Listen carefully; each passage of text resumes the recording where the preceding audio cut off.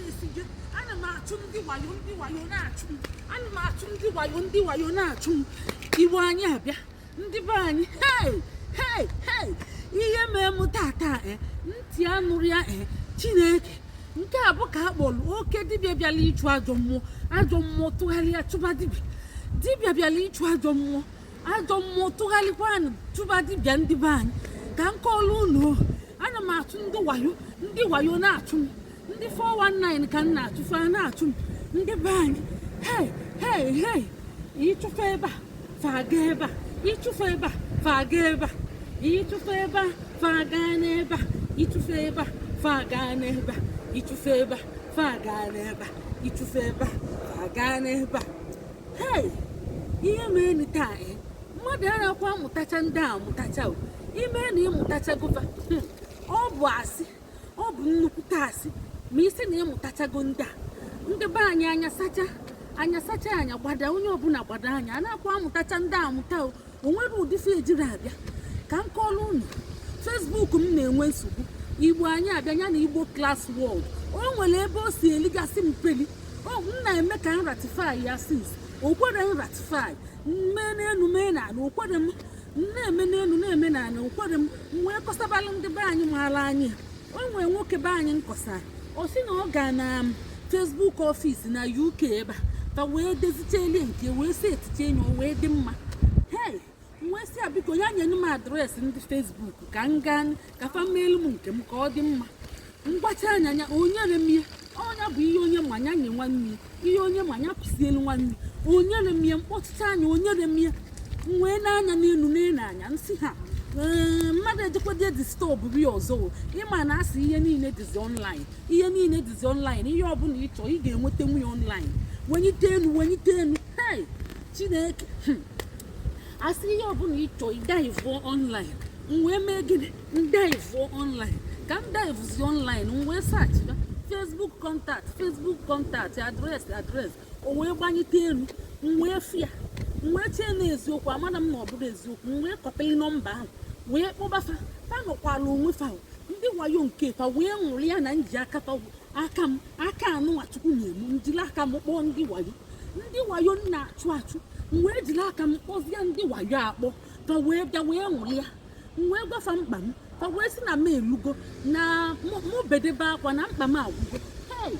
isi na mkpa m agwụgo asị m nsị na nchọ ịbịa abịa achọrọ m ịbịa abịa ebelivụrụ m n'ihe online a maka ihe ọbụla m na-eme ana m abịa ndị be anyị unu na-egekwe ntị ihe anụnwa bụ akụkọ mere eme ihe na ọbụla m na-eme ana m abịa jụọ mmadụ na-abụ ịtọ ihe a wee tụọ m ka ọgwụ onwere onye wenite elu ya bụ ihe a wee tụọ m ka ọgwụ ka ọ tụzie m ka ọgwụ Chineke ajụrọ m mmadụ n'elu ajụrọ m n'ala akọsa akwụrụ m di m ọ dị nnọọ ka ogwu na-atụba nka wee tụọ m nwee m si ngwa ka m bịara n'ọfịs maka ama m ka esi eje n'ọfịs mmadụ jee nyoche nke a emezi m ya si na mma abịa ọsị mma abịakwana na ọ ga-eme na ụmụ apụ ihe mma aga download na kọmputa m kịta ọ bata soro m rụọ ọrụ mezicha ihe niile pụọ ọkwanye ya ndị be anyị ọgwakwa m na a ga-akwụ ụgwọ gwụchakwa na ntị ya bụ oke nwa wenitegodo ihe a wenite ya enu ele amamiri na so ihe melu wee bụrụ ọ bụrụ obere ihe ka nwere onye ngwalụ wee sị m gwa m ihe ahụ m na-eme wee mee nye ọ sị m download ihe nwa a na-akpọ ya any app.com a na-akpụ ya anydesk.com ọ sị m download onye ka ọ batanyere m aka metie nyepụ ozugbo m download lie na laptọpụ ma o kwere maka laptọpụ m dị ike o nwere nnukwute software dị na o dictate go no fraud o kwere ka ihe ahụ download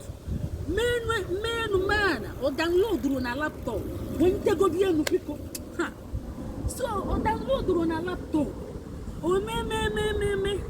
nwesị ka njebe na desktop nsị ka ngabakwa na desktop ka ama ma ọ ga-download ruo na desktop wee download onye o wee bata n'ime desktop anyị wee ifuzi akia o wele kozo na be all the files o na be all the files o bata n'ime Facebook m amara m mo Facebook nke asị ka o wete wee na-egosi m na-atụ aka ebe niile wee na search ba n'ime file anyị niile na search na-ewepụta paspọtụ m na screenshot si na ọ na-alụziri m ihe si na ọ na-esetiri m ihe ka ọ dị mma ka ihe na-eme na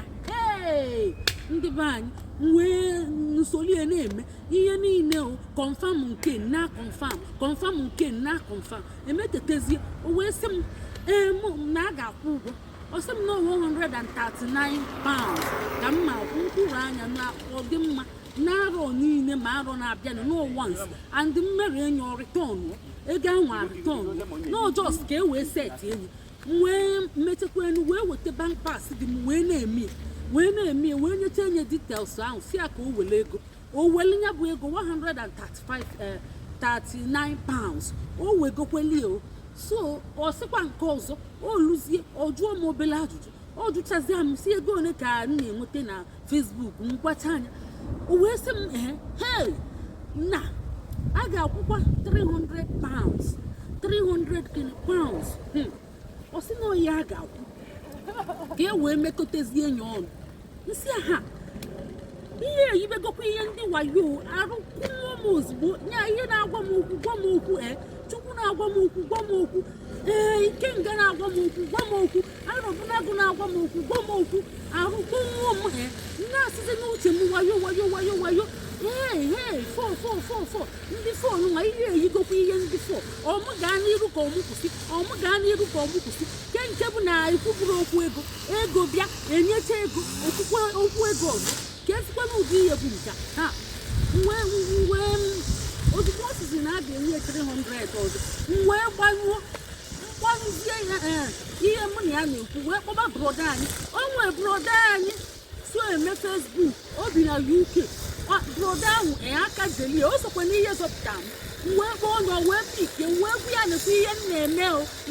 na-eme o wee sị m biko m kwụsị ozugbo na ọ bụrụ ndị ezigbo mmadụ ọkwa ya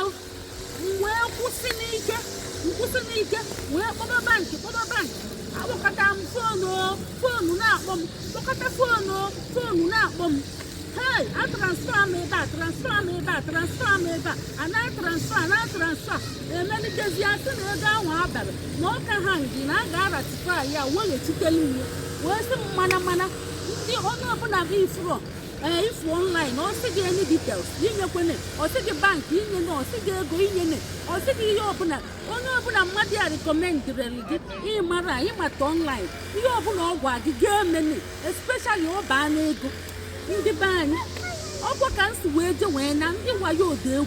ịtụfu ebe a fa gaa n'ebe a ịtụfu ebe a fa gaa n'ebe a ịtụfu ebe a fa gaa n'ebe a ịtụfu ebe a fa gaa n'ebe a nke a bụ mgbe niile anyị na-achụ ndị wayo ndị wayo wee na-achụ anyị ka ị na-achụ ndị wayo ka fa na-achụ gị anakwa mbe m Chineke mee